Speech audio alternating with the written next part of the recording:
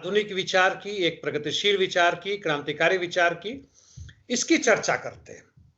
और जहां तक कोशिश होती है हम सोशल मीडिया के द्वारा और जमीन पे भी हम अपनी बातों को रखने की कोशिश करते हैं। अजय, मैं आपसे जानना चाहूंगा कि क्या आप कहना चाहेंगे आज की परिस्थिति के बारे में या हमारे संगठन के बारे में, या हाँ, अभी आप बिल्कुल साफ नजर आ रहे हैं, बोलिए। Sir, first good morning to you. Good morning. हमें सिर्फ कहना यह है कि विचार तो हमेशा करते रहते हैं। थोड़ा आवाज धीमे आ रहा है, थोड़ा आवाज धीमे आ रहा है। हम लोग हमेशा विचार करते रहते हैं। हाँ, ठीक है। बस आपस में बातें करते रहते हैं, लोगों से मिलते रहते हैं और कोशिश करते हैं कि लोगों को मोटिवेट करते रहें। हमारी जो मुख्य सोच बहुत सीधी है, वो ये है कि आज जो जनमानस सोया हुआ है, जहाँ तक हो सके उसको सही खबरें दी जा सके, सही बात बताई जा सके। क्योंकि जब सही बात आदमी की समझ में आएगी और वो बाहर की झूठ वाली बातों से कंपेयर करेगा, तो उसके मन में बदलाव सोचेगा। अपने बारे में ही नहीं, देश के बारे में भी सोचेगा। क्योंकि अपने बारे में तो हम रोज ही सोचते हैं। जब हमारा जीवन बहुत सुचारू रूप से चल रहा होता है, बहुत अच्छा चल रहा होता है, तो हम सोचते हैं कि हमारी ज़िंदगी तो अच्छी है। लेकिन जब हम बाहर की तरफ देखते हैं, घर के बाहर, मोहल्ला, शहर में, देश में देखते हैं, तो हम देखते हैं चारों तरफ काफ़ी कुछ बदला हुआ है, काफ़ी कुछ बदलाव लगातार हो रहा है। और जो काम होना चाहिए वो हो नहीं रहा। मुख्य काम होता है देश की जनता सुखी रहे, खुश रहे और वो आगे निरंतर बढ़ती रही, तभी हमारा देश महान को महान नहीं बना सकते हैं। महान बनने के लिए बहुत कठिन तपस्या करनी पड़ती है। तो बेसिक हमारी ये सोच रही है कि हम किसी तरह करके इसको बदलते रहें, चेंज करते रहें। और ओआरओपी मूवमेंट में हम लोग जाते रहे हैं और दूसरे फोरमों में हम लोग मिलते रहे, बात बनी नहीं। ये हम दोनों ने ये सोचा कि आज से एक जो यूट्यूब चैनल है जस्टिस फॉर ऑल, समाज में सबको न्याय मिले और न्याय संगत बातें हों, लोगों को बताना हमारा फर्ज है। वो समझे ना समझे, माने ना माने। कोई भक्ति में अगर भक्ति परंपरा में जाना चाहता है, हम कुछ नहीं कर सकते। लेकिन देश को अगर बचाना है, समाज को बचाना है, तो हर एक को खड़े होना पड़ेगा। घर पे बैठ के बड़ी बड़ी बातें करके, व्हाट्सएप फेसबुक पे कहानियाँ गढ़ के हम कुछ नहीं कर सकते। तो हमारे लिए हम सबको मिलजुल कर करना होगा। और ये तभी संभव है जब मैक्सिमम लोग, स्पेशली वो लोग जो गरीब तबके के हैं, जो कि वास्तव में परेशान हैं, दुखी हैं, उनको सबसे ज़्यादा कष्ट है। जो मिडिल क्लास है उसको कोई तकलीफ नहीं, वो अपना तनख्वाह ले रहा है, पेंशन ले रहा है, खा रहा है, एंजॉय कर रहा है, उसको ज़्यादा चिंता नहीं। चिंता है 70% लोगों की, और यही 70% हमारे देश के कर्णधार हैं और हमारे देश को आगे बढ़ाएंगे, इसमें दो राय नहीं। सर प्लीज गो है। नहीं, बिल्कुल सही कहा आपने।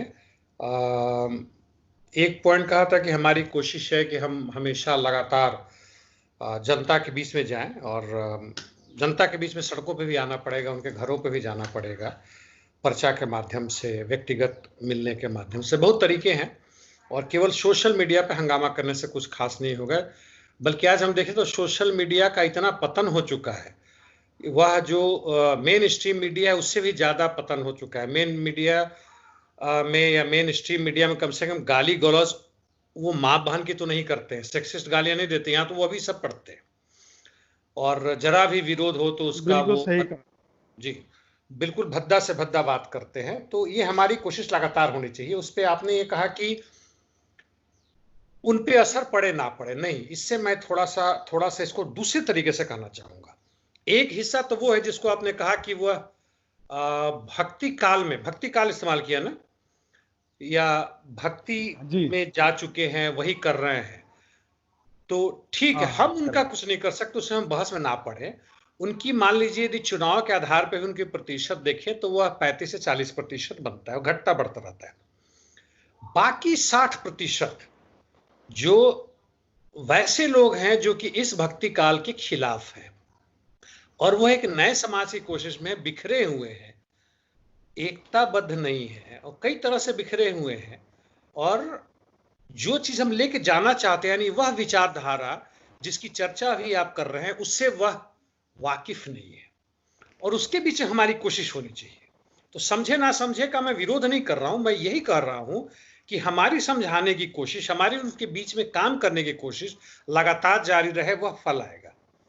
और अंतिम बात ये जो आपने कहा मिडिल क्लास के बारे में और बाकी 90% लोग, ठीक है, ऊपर के 1-2% वो हैं जो कि जिनको ओलिगार्क कहें, बड़े पूंजीपति कहें, या बाकी लोग जितने कहें फिनेंशियर हैं या जैसे भी हैं, वो 1-2% हैं। उनके साथ साथ जो बीच वाले भी, वो भी मान लीजिए 3-4% है।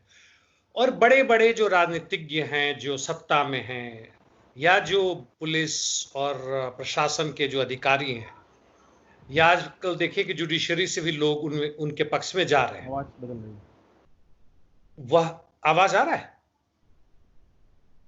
हाँ, अभी आना। ठीक है, वह भी उनके जा रहे हैं। तो कुल मिला के यह 5% या जैसे आपने कहा 10% से अधिक लोग नहीं है। 90% लोगों को जरूरत है ऐसे समाज की, ऐसे देश की, जो केवल देश का एक चौहद्दी के रूप में ना दिखे, बल्कि देश को जनता के रूप में देखे, जनता के जरूरत के रूप में देखे, जो जनता की जो कष्ट है उस रूप में देखे। और इस पे अगला विषय हमारा आता है कि जनता के आज कष्ट क्या हैं। और पिछले 5 से 10 वर्षों में, खासकर 6 वर्षों में, जबकि एक नई सत्ता आई 2013-14 के आंदोलन के बाद से, हम लोगों ने, भारत की जनता ने कांग्रेस को ध्वस्त किया और उसके साथियों को हराया और एक नई सरकार लाई इस उम्मीद में कि एक नया देश बनेगा, खुशहाल देश बनेगा। तो इस पे उसके बाद की परिस्थिति में हमारी आज क्या स्थिति, हम किस ओर बढ़े हैं, या यूं कहूं कि भारत किस ओर जा रहा है, तो क्या कहेंगे आप? भारत को अगर आगे ले जाना है जी। तो सबसे पहले जरूरी है कि हम स्वयं समझें कि किस स्थिति में है आजकल हमारा देश, हमारा समाज, किस तरह समाज का हर वर्ग। और ये अगर ये कहें इवन घर में भी इतना बिखराव और इतना बांट छूट हो चुका है कि जो सामाजिक तंत्र है काफ़ी हद तक खराब स्थिति होने की तरफ जा रहे हैं। अगर मैं कहूं कि मेरे जो मित्र मंडली हैं जो कि मेरे साथ बहुत साल साथ काम किए, जॉब में रिटायर होने के बाद पिछले 7-8 साल से साथ में हैं, मुझे जानकर बड़ा और ये देखकर बड़ा दुख होता है। वे लोग जो देश की सेवा के लिए, जिन्होंने अपने 40 साल तक लगभग जीवन बिताया, संविधान की सुरक्षा के लिए, संविधान के लिए कस्में हर साल खाते रहे और उसको फॉलो करते रहे, एकदम से 2014 के बाद धीरे धीरे करके वो संविधान को भूल गए और वो जो भी देश के कानून हैं लगभग उनको भी भूलते जा रहे हैं। अब उनको, मुझे लगता है कि उनको राष्ट्रवाद, उनका जो है मनवाद के बराबर वो उस स्थिति में पहुंच गए हैं जिस स्थिति में आज के समाज को नहीं होना चाहिए। अगर हमको प्रोग्रेसिव होना है, आगे बढ़ना है, तो हमें निरंतर प्रयास करते रहना पड़ेगा। और ये हर एक की जिम्मेदारी है कि आप अगर सदैव तैयार नहीं रहेंगे तो कभी भी आपके समाज में सेंध लगाई जा सकती है, जैसे कि आज लगी हुई है, और आपको बर्बाद करने में कोई कसर नहीं छोड़ा। वैसे भी राजनीतिक किसी के होते नहीं, चाहे किसी भी देश के हों, उनका मेन मकसद होता है पैसे कमाना और ज़्यादा से ज़्यादा कमाना।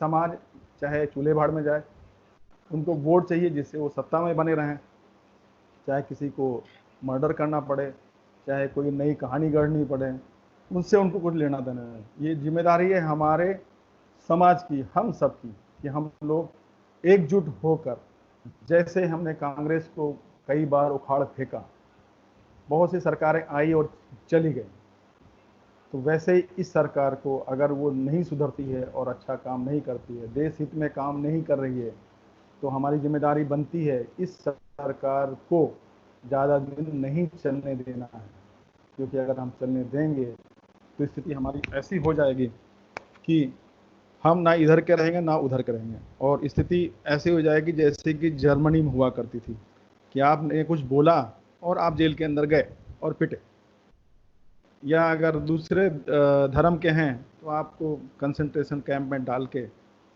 और गैस चैम्बर में डाल के आपको ख़त्म कर दिया जाएगा। तो हमें ऐसी स्थिति को नहीं लाने देना, ये हम सबकी जिम्मेदारी है। हम सबको एकजुट होकर, इकट्ठा होकर, मजबूत होकर हर गलत फैसले को, हर गलत बयान को चैलेंज करना है। चैलेंज नहीं करते हैं तो हर झूठ को अगर 100 बार बोला जाए तो सच में कन्वर्ट हो जाता है। प्लीज गो हेड सर, आपकी आवाज नहीं आ रही। अच्छा, अभी अभी आवाज आ रहा है? आप आ रहे हैं, आप आ रहे हैं। बिल्कुल सही जो कहा कि जर्मनी जो 1949 के बाद जो सेकेंड वर्ल्ड वॉर हुआ उसके बाद से जो थी, और उसके पहले जो चल रहा था, जो नाजीवाद आया, फांसीवाद आया, जो इटली के रास्ते होते हुए जर्मनी पहुंचा, उस तरफ हम अग्रसर हो रहे हैं। भारत किस ओर अग्रसर है? तो भारत फांसीवाद की तरफ है, या यदि कहें कि भारतीय कंडीशन में, भारतीय परिस्थिति में, क्या आवाज कट रहा है? हेलो, ये लगता है तुम्हारा थोड़ा डेटा कमजोर है विंको, मेरा भी हो सकता है, कमजोर हो सकता है। खैर, मैं ये कह रहा था कि ये जो फांसीवाद का जो रूप है, जो भारतीय चरित्र को लेके है, यानी यहाँ के पुराने संस्कृति हैं, जाति व्यवस्था है खासकर, और कई दर्शन शास्त्रियों ने कहा है कि यह एक तरह का ऐसा बार्बरिज्म है जो विश्व में और कहीं नहीं देखा जाता है, जिसे हम एशियाटिक बार्बरिज्म कहते हैं, जो भारत में परिलक्षित होता है। कनेक्शन पुअर हो रहा, अभी कनेक्शन आया क्या? आवाज आ रहा है अजय? हाँ, अभी अब आने लगा अभी। अच्छा, ओके। हमारा आवाज तक नहीं।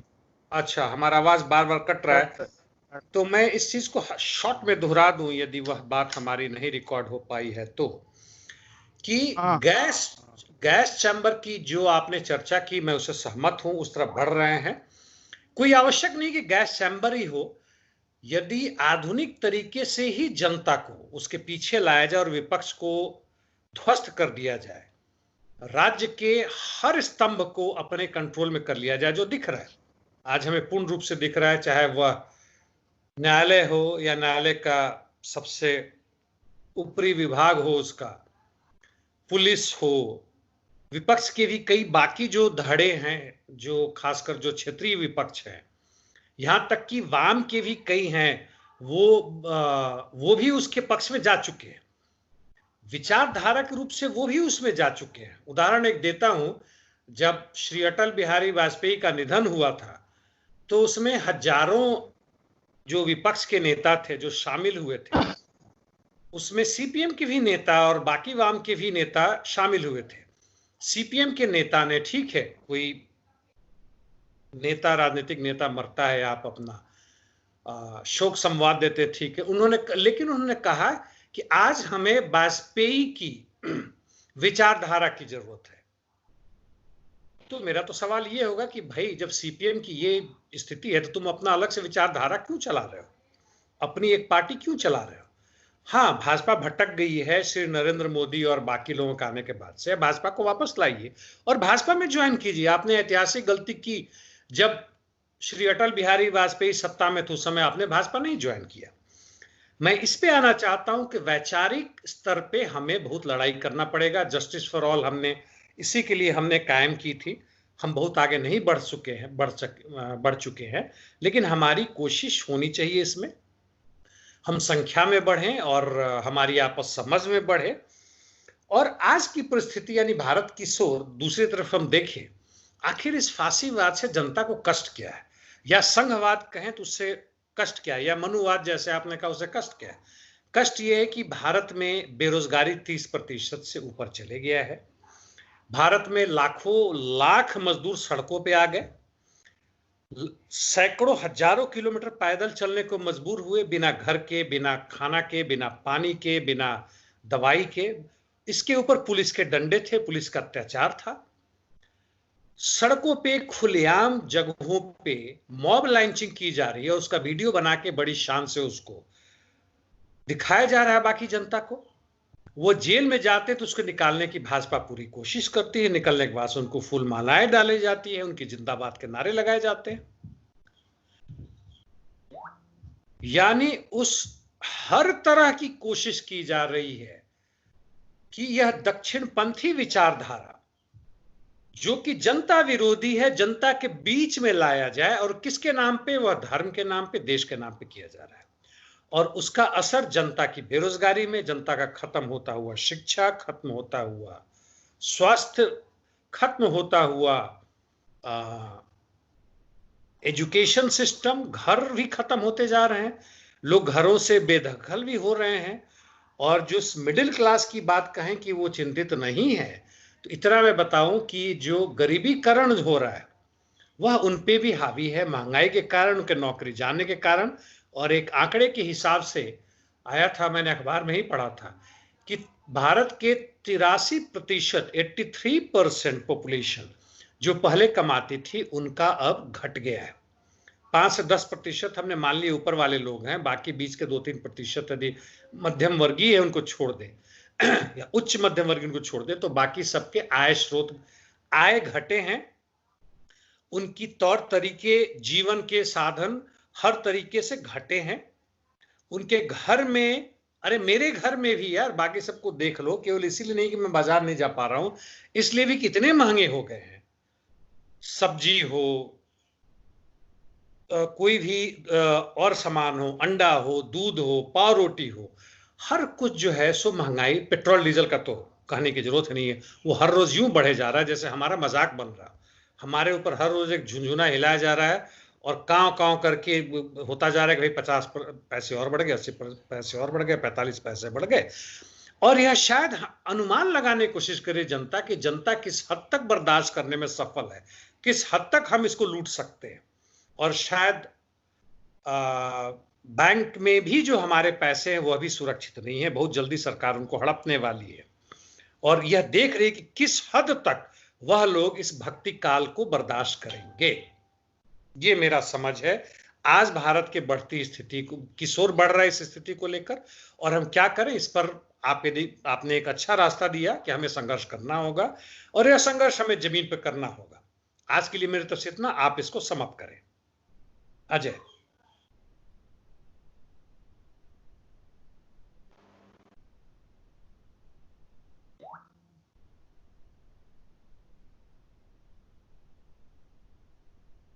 लाइन पर हैं आप, बोले।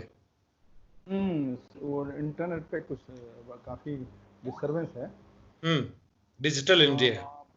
डिजिटल इंडिया अभी तो जो जो 4G जी की बात करते थे, वो मुझे नहीं लगता कि 4G कभी मिला है आज तक। पैसे तो 4G के ले रहे हैं, 3G मिल जाए वही बहुत है। और कनेक्टिविटी लगभग हर जगह प्लस माइनस अराउंड 80% के पास होती है, 80-50 से ज़्यादा होती नहीं है। और अगर कहें कि 100% कनेक्टिविटी की बात तो हो ही नहीं सकती है। ये ठगों की दुनिया है, ठग राज कर रहे हैं, ठग एंजॉय कर रहे हैं। सारी समस्या यहीं पे। और जनता क्या चुपचाप मुंह बंद करके बैठी है, तो घबराई हुई है, परेशान है, दुखी है, क्योंकि डिमोनेटाइजेशन के बाद जो उनको कष्ट हुआ, इसके बाद ये कोरोना पैंडेमिक से जो प्रॉब्लम हुई, और छोटी बहुत प्रॉब्लम होती रही है। जनता तो निरंतर, मैं देख रहा हूँ कि निरंतर पिछले 6 साल से लगभग त्रस्ती है। अब समस्या ये है कि जो लोग गरीब हैं, जिनको रोज की कमाई करनी है, वो तो अपने पेट की कमाई की तलाश में ही भागता रहेगा। वो सड़क पर अभी नहीं उतरेगा, क्योंकि अभी उसका किसी तरह पेट तो उसका भर गया है।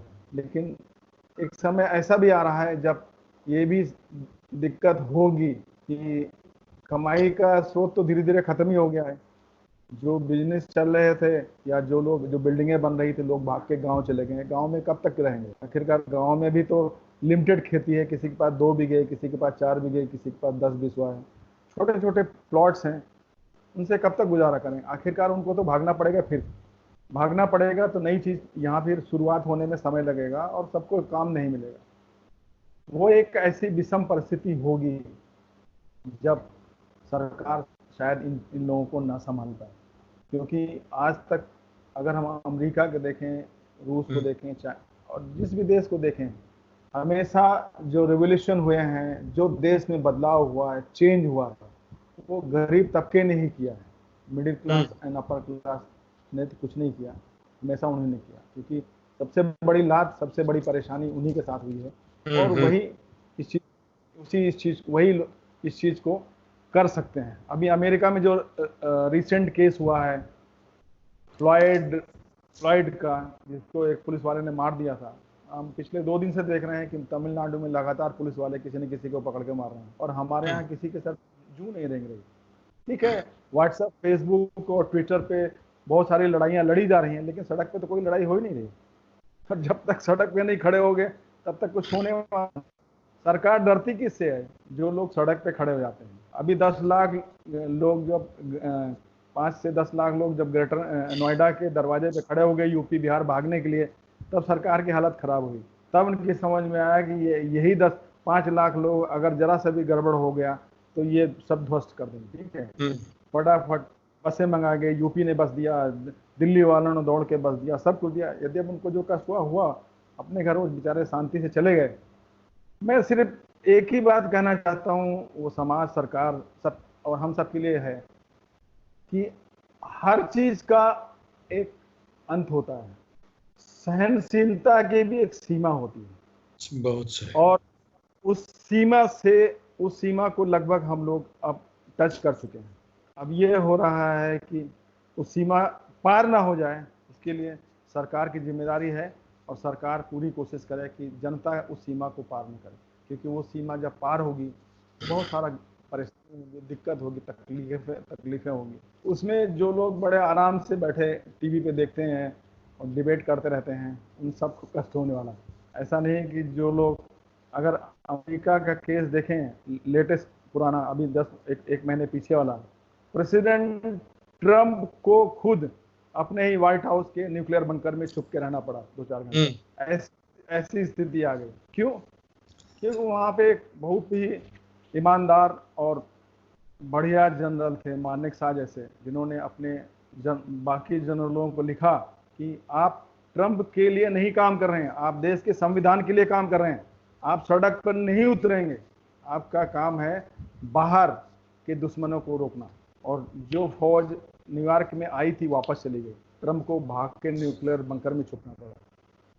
और जो स्थिति हुई है, वो स्थिति मैं तो ईश्वर से प्रार्थना करता हूँ हमारे देश में ना हो, क्योंकि अफसोस ये है कि हमारे देश में खून खराबा बहुत ज़्यादा हुआ। अमेरिका में तो नहीं हुआ, लेकिन यहाँ बहुत ज़्यादा हुआ। इसमें गरीब तबके के लोग बहुत परेशान होंगे, दुखी होंगे, मारे जाएंगे, जेल में डाले जाएंगे, कष्ट बहुत ज़्यादा हो जाएगा। तो कष्ट का एक्चुअली कोई मतलब मुझे तरीका नज़र नहीं आ रहा कि कष्ट क्यों हो।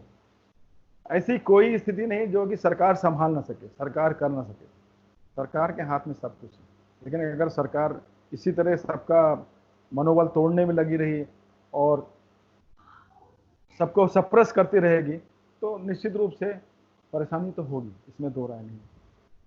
अब जब भी कोई समस्या होती है, कांग्रेस बताए, कांग्रेस जिम्मेदार है। बाकी जैसे कि देश में बाकी पार्टियों ने कभी राज किया ही नहीं, मायावती, मुलायम सिंह और भी बाकी जितने लोग हैं, ये लोग भी तो कभी पार्टी रहे हैं सरकार के, ये लोग भी किसी न किसी के साथ रहे।